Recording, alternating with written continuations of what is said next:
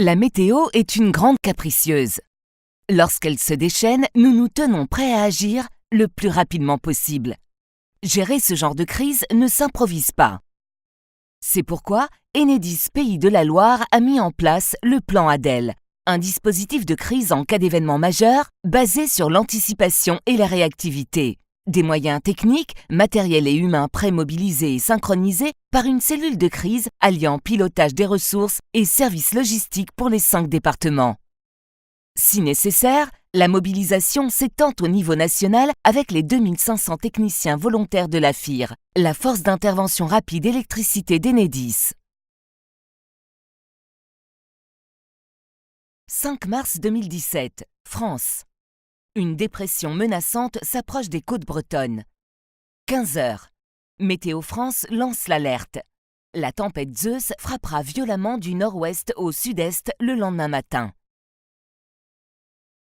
Jericho, l'outil de prévision météo et de modélisation, transmet l'alerte et indique les zones où les rafales sont attendues aux agences de conduite régionale, ACR, concernées. Véritable tour de contrôle de l'état du réseau électrique sur tout le territoire. Tout le monde retient son souffle et se tient prêt à réagir. 6 mars 2017, 6 heures du matin, Zeus arrive et frappe le territoire français.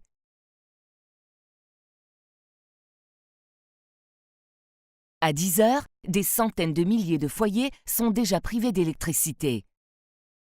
Les ACR sont les premières à constater les coupures.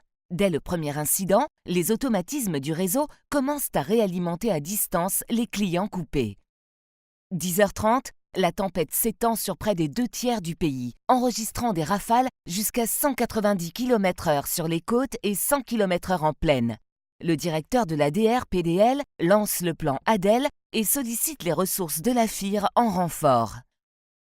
En milieu d'après-midi, plus de 600 000 foyers sont privés d'électricité en France et près de 80 000 en Pays de la Loire.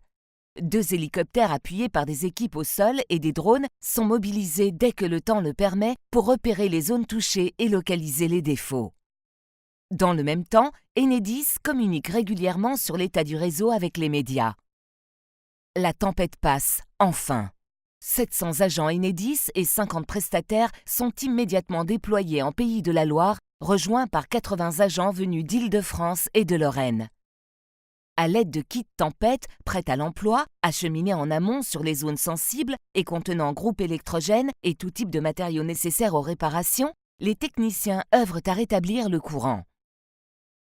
Les réparations se poursuivent sans relâche jusqu'à 23 heures. Il reste moins de 10 000 clients privés d'électricité pour la nuit.